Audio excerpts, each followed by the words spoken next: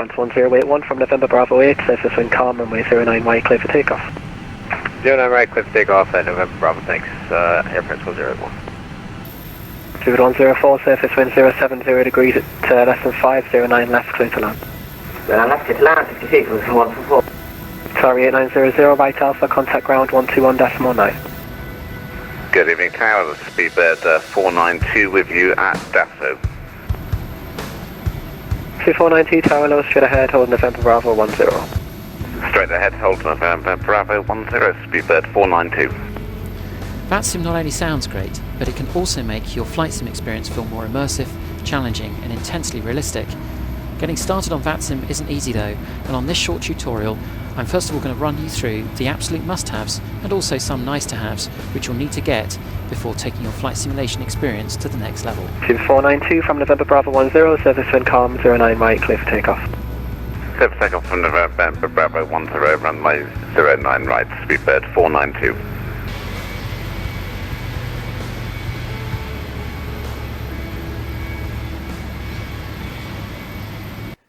Welcome back to the Airborne Lawyer YouTube channel, and today's short tutorial video is all about the essential things, mostly freeware, a few bits of payware, which you will need before getting started in any way, shape or form on the VATSIM network. The first thing that it's invaluable to have with you is a pen and paper. Every time I fly on VATSIM, I always use the same notepad, and I scribble down all kinds of stuff in here. I scribble down the information I get from ATIS, I scribble down radio frequencies, I scribble down my squawk code, I scribble down which SID and star I've been cleared to fly. It's totally invaluable and I refer back to it constantly.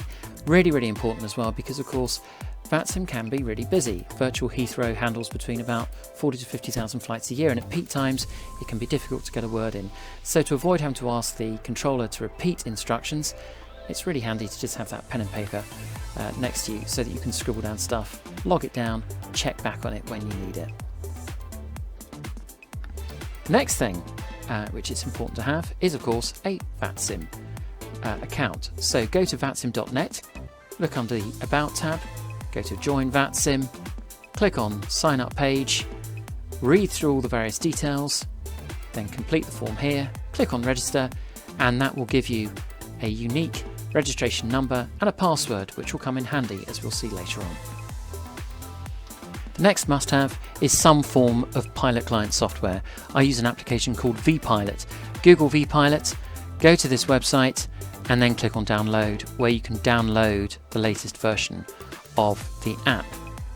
Taking a quick look at my vPilot window up here, I normally have in the top corner when I'm flying because it then keeps it out of the way. When you click on connect, and you want to do this once you're in the sim, and you should always join from a gate, never start at the end of a runway because that could cause all sorts of problems. When you click connect in the sim, you'll need to put in your call sign, and you should use the ICAO code for the airline that you're flying. So in this case I was British Airways, so that's BAW, and you should use the ICAO code for the type of aircraft that you're flying. The SALCAR code is optional. Once you've hit connect and you're in the sim, under each of these blue headings you'll see all the various controllers in each of those controller categories listed together with their frequency, so you know which frequency to dial up in your radio. The controller may ask you to use squawk mode Charlie. If he or she does so, then you'll need to click on mode C. The controller may also ask you to give your squawk ident. If that happens, you can click on ident, but you can also do that from the sim itself. On your radio stack there should be a little button which you can press ident, and most times that will work. If it doesn't, you can use the button here on vPilot. We'll look at flight plan in a bit more detail shortly, but as soon as you log in, if you want to request a clearance or do anything else, you will need to make sure you have filed your flight plan, and this is where you do that. We'll look at that in a little bit more detail shortly. Under settings, there's some pretty self-explanatory settings under there which you might want to play around with. Which button do you use for push to talk, for example, and you can also just test that your microphone isn't too quiet or isn't too loud. It's also worth noting that in settings, that is where you will log in and connect vPilot to your VATSIM account. So when you click on settings to do that, you'll need to have your VATSIM membership number and password to hand. Just a final point as well here on vPilot. In this box here, you can type messages to controllers, so you can private message them if you need to. They may private message you if they need you to call them. In addition, if you wish to communicate through text rather than through voice, this is where you would type it in. So you type in your message, hit enter, and provided you're tuned into the correct frequency, it will send a text message on that frequency. Another absolute must-have is some form of flight planning software. Now there's lots of products for this, but I use SimBrief, which is free and very, very user-friendly. Go to simbrief.com, set up an account, and then you can create and edit your flight plans. So here, under the dispatch menu, I can click on new flight, and for instance here I put in Cathay Pacific 123 from Heathrow to Hong Kong. It suggests for me a time and date of departure. I can select any airframe I like. There's a whole load to select from here. I can also edit those aircraft as well, so that I could have a specific registration, a specific load type or seating arrangement if I wanted to. It's really, really quite sophisticated. Down here I can put in again the specific registration if I want to. It will suggest a scheduled flight time, a suggested departure and arrival runway, and it's pretty good at guessing which runway will be the active, I find. So it's saying 09 left. I think at the moment at Heathrow it would actually be 09 right, but it has correctly assessed that it wouldn't be the 27s given the winds at the moment. You can either have passengers set to automatic, full or zero, and the same for cargo and zero fuel weight, and then down here it will set out what your route is.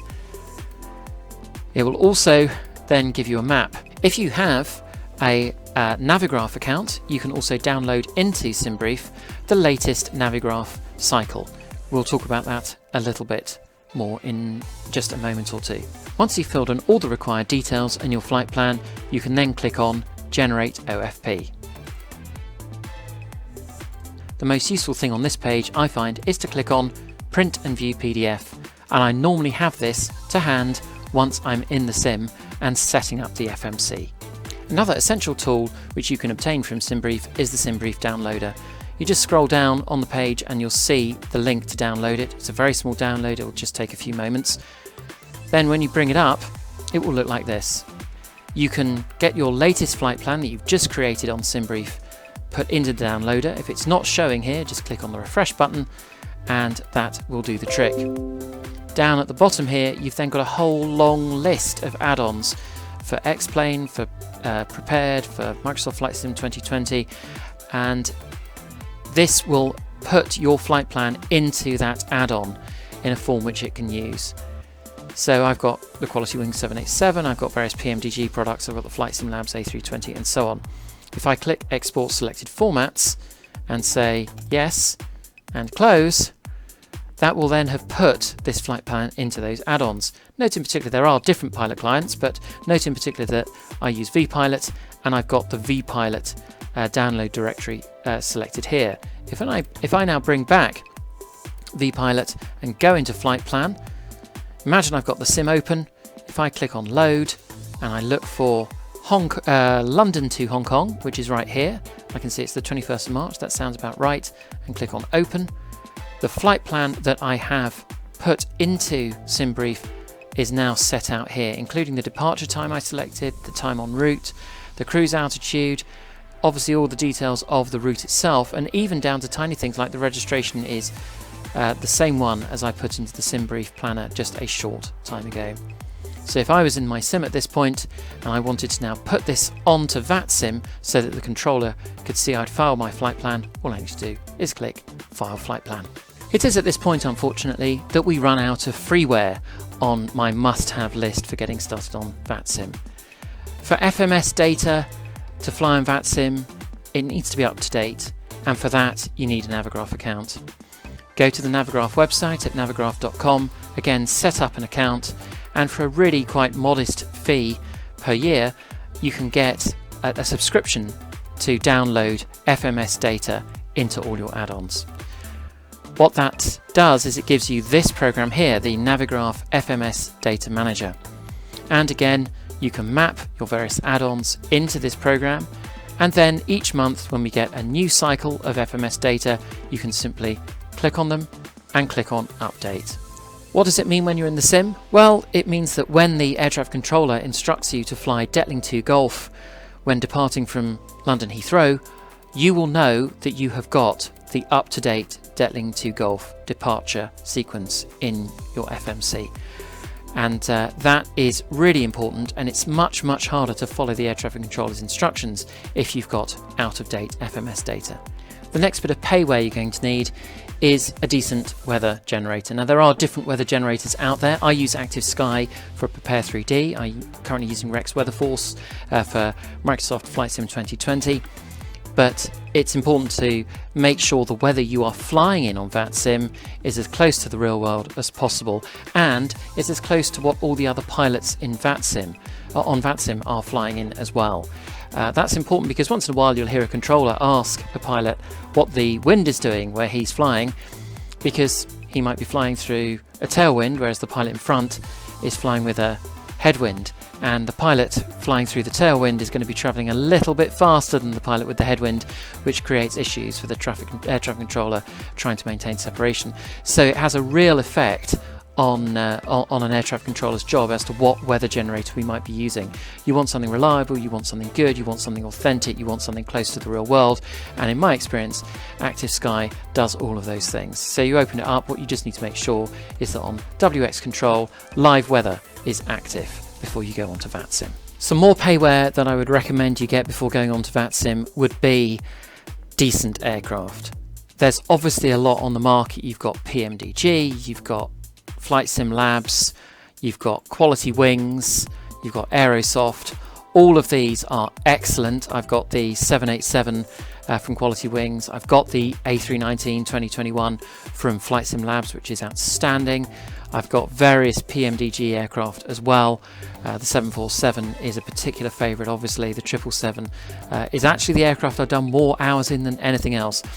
But the main thing here is that you need decent aircraft which you can load your complex flight plan into, which you can load your nav data into, and which will then give you a reliable platform to operate from. But even more than just the FMC, you need an autopilot console that is going to be very straightforward to control when you start getting a whole rush of air traffic controller instructions coming at you when you're flying through busy traffic.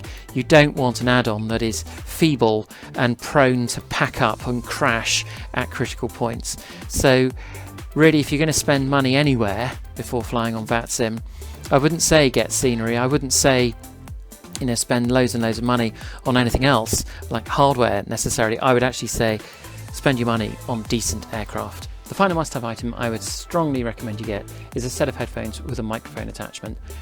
These are the headphones which I use, and it's got a microphone on it which is more than adequate for VATSIM purposes. You can of course communicate with controllers on VATSIM using text, but it's really difficult to do, and it's just so much easier and so much more immersive and so much more realistic if you are speaking and listening. So headphones and mic, a bit of a must in my book. We're now on to the nice to have items, which you can get if you want to go on VATSIM, but you don't absolutely have to have in order to fly online. The first nice to have is some kind of access to a charts database. I've got on the screen here Navigraph charts. They're probably the biggest provider of online charts through Jeppesen, but there are also a lot of free resources where you can get charts. For instance, if you do a lot of flying in the UK, as I do, you can go to the NATS website, you can click on the EAIP package, and then if you click down here on aerodromes, you will have all of the airports in the UK listed, and you can bring up all the information and all the charts that you may need about those airports. Looking here at Heathrow, for instance, you've got everything from a ground movement taxiway chart, which is pretty much essential when you're taxiing around Heathrow, right through to a chart detailing your instrument approach procedures for runway 09 right in this case. So it's a nice to have. Navigraph I hear is very, very good. but you can also Google and get some free charts and use the NATS database as well. Another nice to have is Addon scenery. Prepare 3D has evolved from what was once just FSX, and as a result some of the default scenery is now really quite basic. So it's certainly tempting to go out and spend a fortune on Addon airports. There's clearly a big market for that. You can go on Sim Market and you can go on various other online sites and find all manner of different airports wherever you want to fly to. There's probably an add-on for pretty much everywhere. What I would say is to pick your Addon scenery wisely to the airports which you might go to most often. So again here, I have UK 2000 scenery flashing up in the background here because I do a lot of flying into London Heathrow, Gatwick, Stansted, Luton, even Edinburgh and Glasgow and Aberdeen. So all of those airports I have bought the Addon scenery for from UK 2000 because then I have scenery which matches up with all of the charts that I can access from the NATS website, which I've just been looking at. But at the same time, I recently did a long haul flight all the way out to San Francisco in California. I don't have any Addon scenery for San Francisco, California, and it didn't prevent me at all from getting a really fulsome VATSIM experience. So this is definitely a nice to have and not a must have. Another nice to have, which for me is particularly topical right now, is model matching. As I've mentioned in a few of my recent YouTube videos, since the demise of the FLAI model matching solution, I have not had any real model matching solution at all on my VATSIM flights. What that means is, in the vast majority of cases, wherever you come across another aircraft on VATSIM, it will just be some kind of default aeroplane, like in my case normally an Embraer CRJ 700. However, it does seem like there are some new model matching solutions coming out. In fact, today I was taking a look at the Alpha India Group model matching solution, which is detailed here, and I will put a link to this website in the box below this video so that you can take a look for yourself. I haven't investigated this any further, and if anyone has, and if it's any good, I'd be very interested to hear all about it. But certainly at the moment, I'm on a hiatus from having model matching on VATSIM, and I look forward to hopefully solving that very, very soon. And so there you have it, the must-have list and the nice-to-have list before flying on VATSIM. Just to summarise, the must-have list: you need to have a VATSIM account, you need to have a pilot client, I use vPilot, you need to have a weather generator, I use Active Sky, you need to have a flight planner, and I use SimBrief for that, and you need to have up-to-date FMS data, which I use Navigraph for. You also need decent aircraft, and really by decent aircraft you don't need to spend a fortune, but you will need some kind of flight management computer. Don't forget as well the invaluable notebook and pen, and I would also strongly recommend a headset and mic. It's perhaps not a must-have, but if you want to enjoy VATSIM to the full, you're going to want to have a headset and a mic. On the nice-to-have list, you've got Addon airport scenery. You don't need to spend a fortune. You can fly on VATSIM without getting a single bit of Addon scenery, but it will enhance your experience if you do get some. You'll also want to find decent charts to fly with, but there are also some free resources for that. So again, don't spend a fortune if you don't want to. And also model matching. That will make VATSIM look much better and will avoid a situation where every plane you see is just a plain white CRJ 700.